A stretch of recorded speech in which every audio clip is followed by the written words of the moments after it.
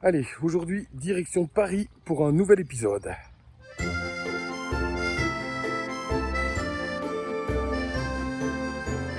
Ouais, on va plutôt dire direction Cajar. Cajar, ça me dit quelque chose, ça. Candidat de Cajar venu nombreux, bonjour. Le premier candidat, c'est Monsieur Moulineau, marchand d'articles de pêche sur la place du marché à Cajar. Un article de pêche de qualité s'achète chez Moulineau. Posez votre question, monsieur.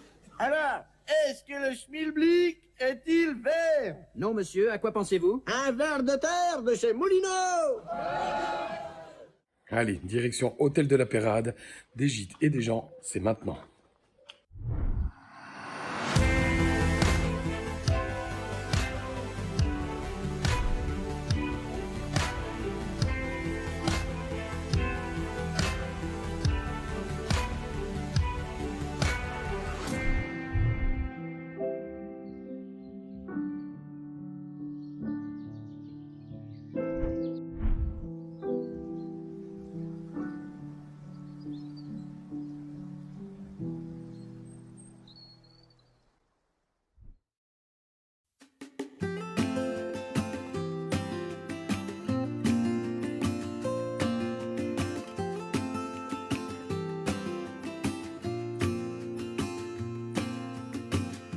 I never felt tomorrow closing in this fast. Oh, I guess time's in a rush. Leaves are falling down, but at least they grow back. While I'm on a one-way track. Now I know what it means to grow.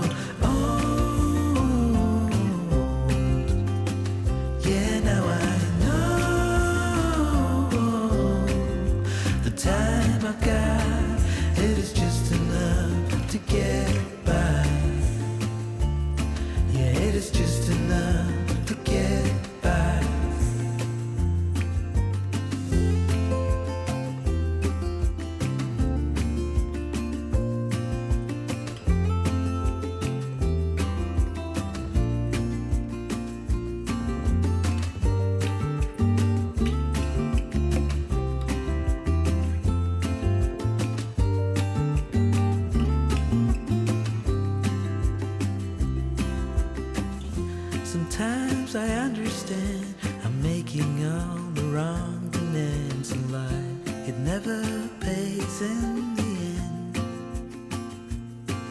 But still I am here, moving on like before.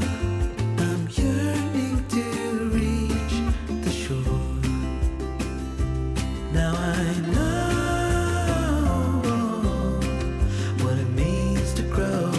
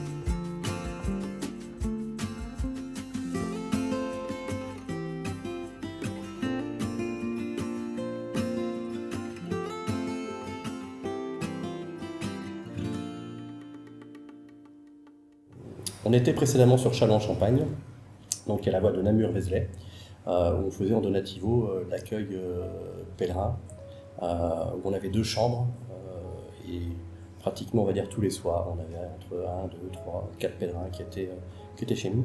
À l'époque, on était encore salariés et on faisait de l'accueil. Et puis, je dirais, chemin faisant, on a fait une grande partie du Vézelay, et chemin faisant, la vie est ainsi faite.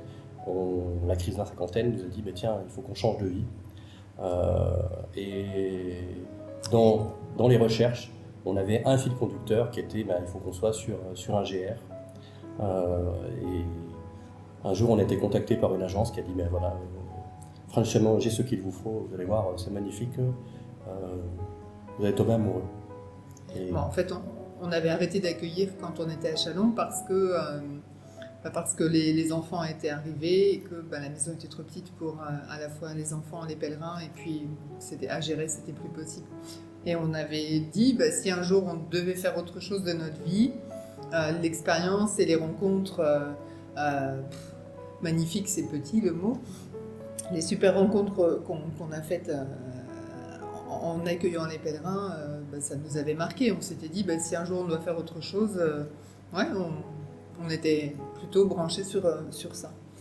Et puis tout ça s'est mis en place fin 2014 déjà. Fin 2014, on est parti sur un premier projet d'accueil pèlerin dans le Gers, qui n'a pas abouti. On a travaillé 9 mois sur le projet pour finalement que ça n'aboutisse pas. Donc ça a été vraiment une grande claque. On s'est dit peut-être que finalement que ça ne doit pas se faire. Et puis ça nous a repris un an, une bonne année après. Ça a repris une année de travail parce qu'en fait, le temps que tu recherches la structure, l'endroit, en fait, c'est quand tu souhaites tourner une page de ta vie, en plus avec une famille, c'est-à-dire derrière, c'est plus simple quand on est à 2, là on est 5. Il y a 3 enfants derrière qui sont encore scolarisés. Donc il ne faut pas se tromper. Pas se tromper de lieu, pas se tromper d'endroit. On prend tout, on met tout sur le dos. On jette plein de trucs parce qu'il y a plein de trucs à enlever. On prend comme... En fait, on a fait une partie du chemin, nous, de manière théorique. Ouais. Et du coup, on s'est retrouvés dans le Lot. Je vais dire par hasard. Ouais, par hasard. Parce que... Et puis c'était surtout tout ce qu'on ne voulait pas. Voilà. Parce qu'on avait idéalisé le projet en disant si on descend, forcément on va être dans un cadre. Nous on voulait une maison plutôt dans son jus, ancienne, avec piscine. Et puis quand on est arrivé au piscinable, et quand on nous a proposé ici sur les premières photos, tu dis non quoi, c'est. Et puis on est venu. Ouais. On l'a vu.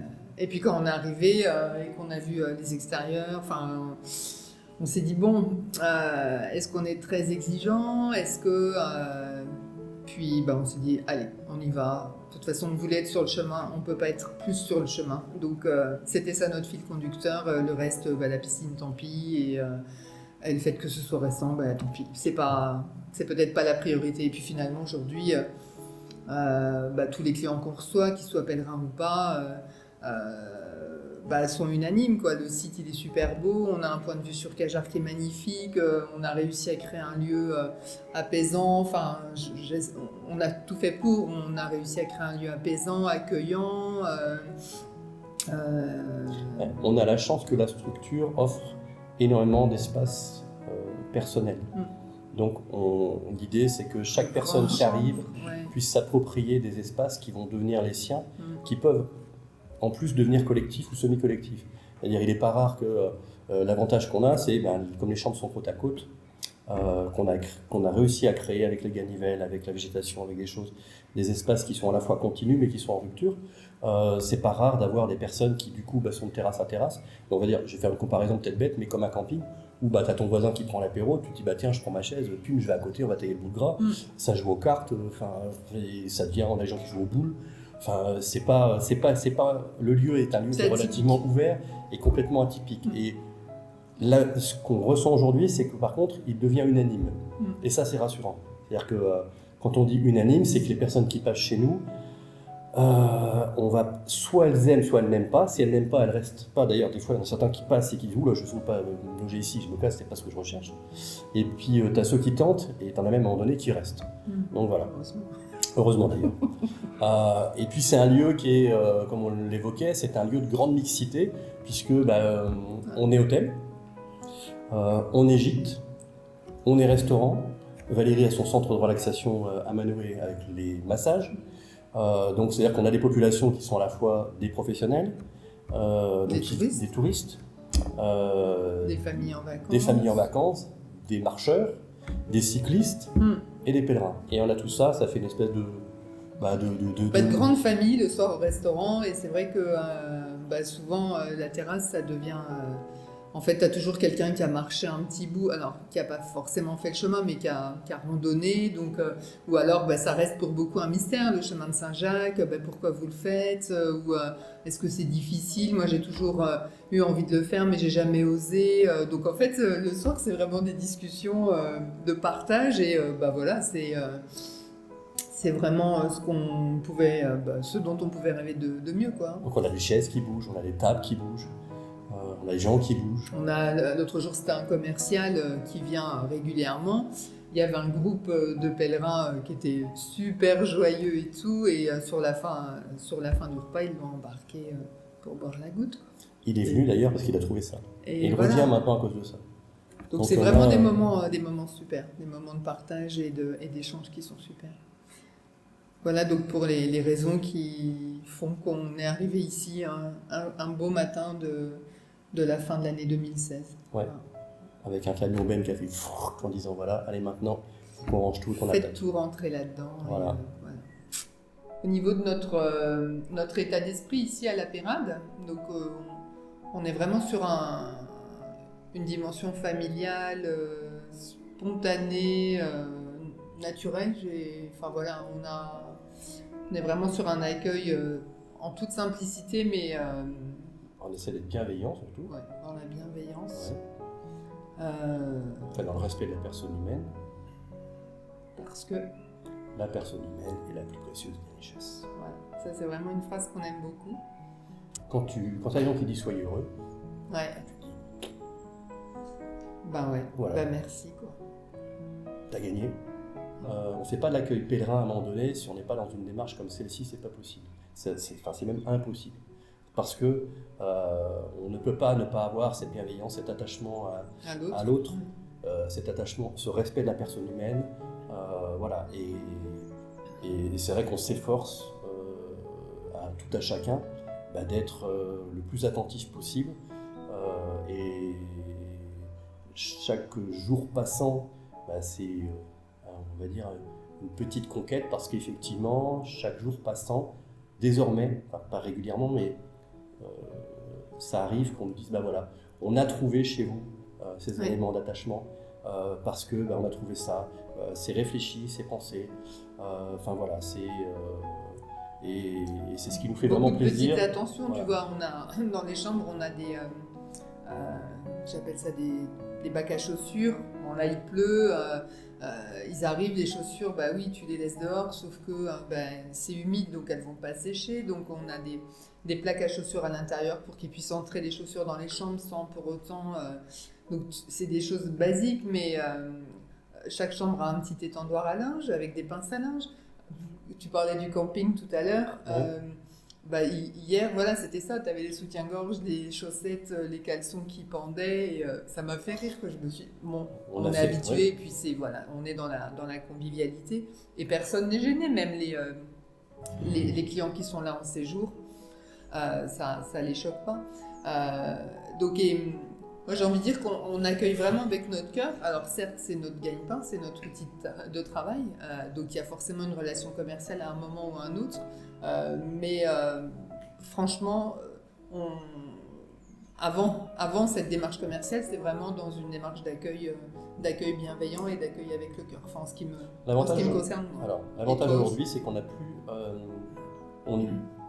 a plus conscience de l'enjeu commercial. C'est-à-dire qu'aujourd'hui, on a réussi à passer le cap de cette notion d'enjeux commerciaux, où on est vraiment sur une relation à autrui.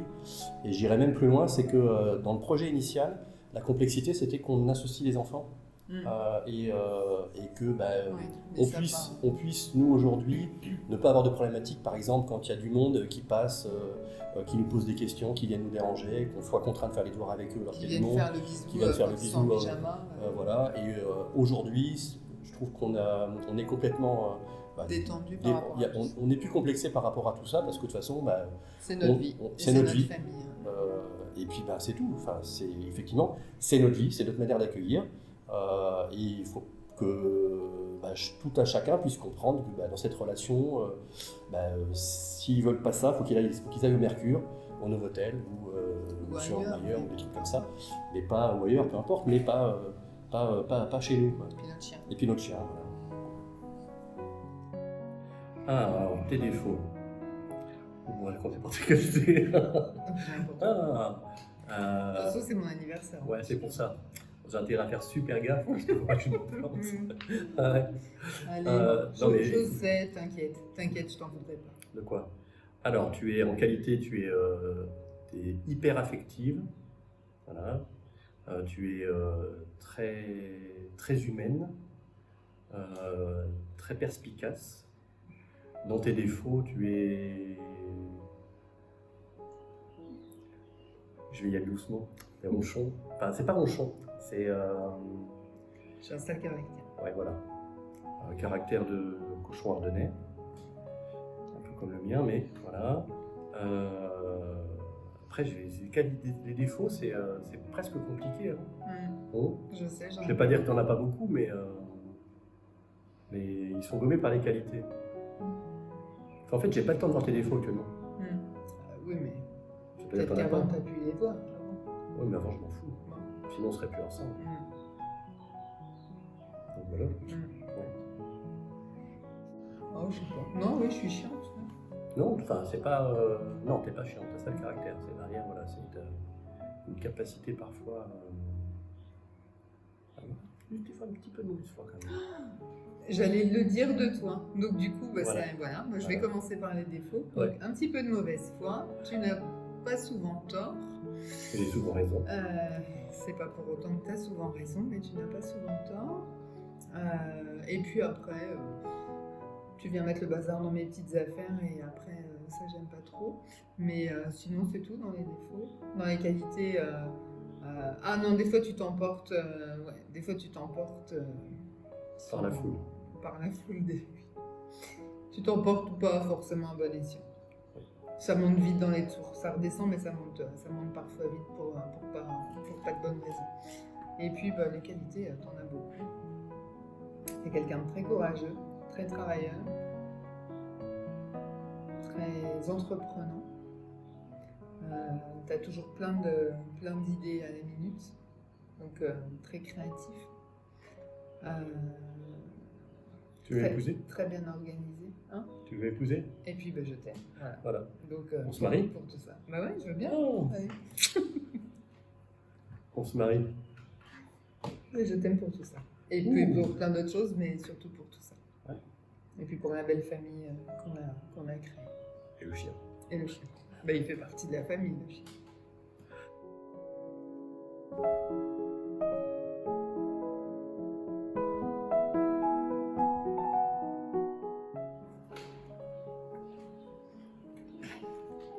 Ah, blanc. Pas que tu triches. C'est beau. Alors, oh, raconte-moi ton plus beau souvenir d'enfance. Mes plus beaux souvenirs d'enfance, c'était...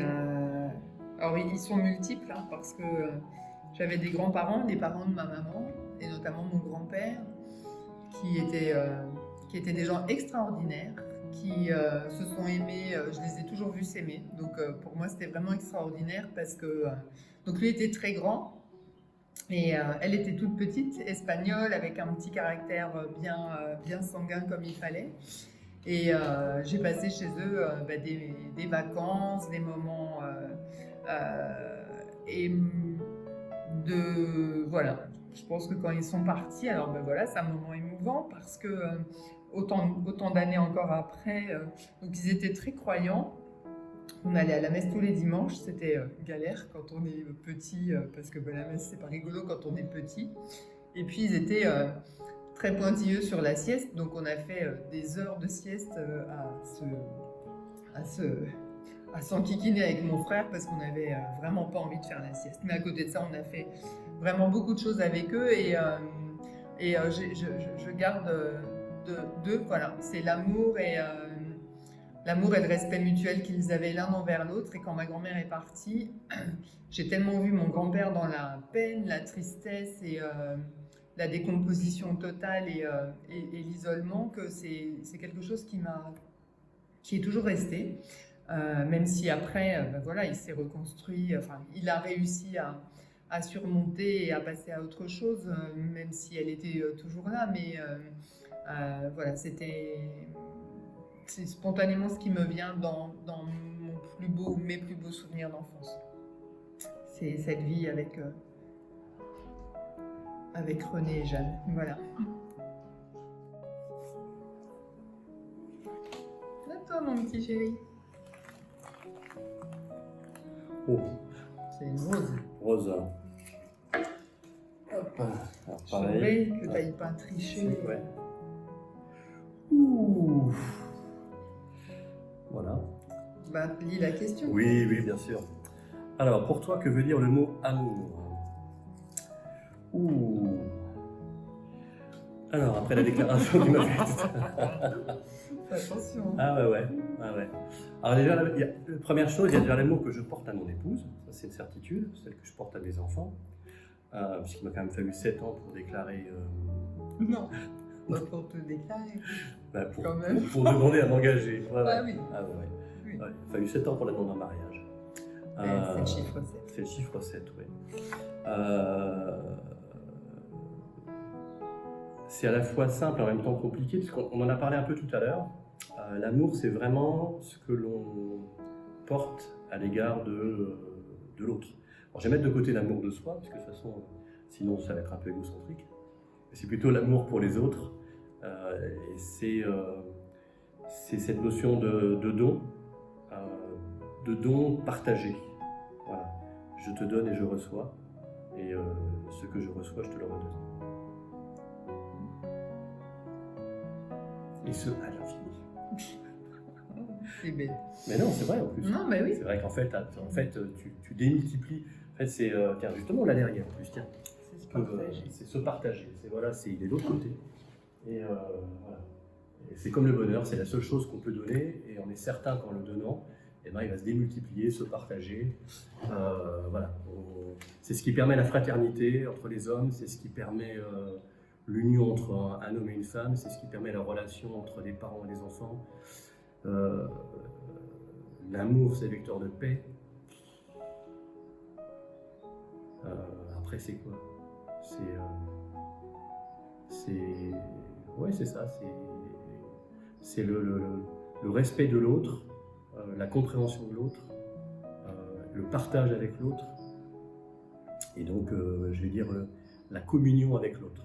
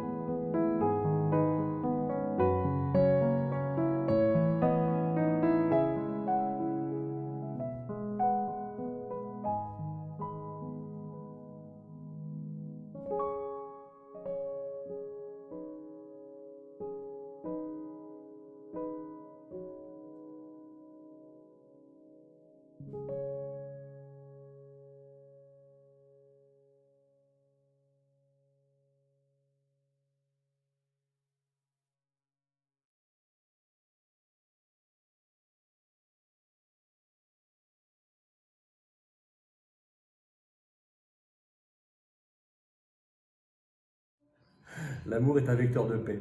Comme le topinambour. T'es con. Non, mais ils vont pas comprendre. Hein.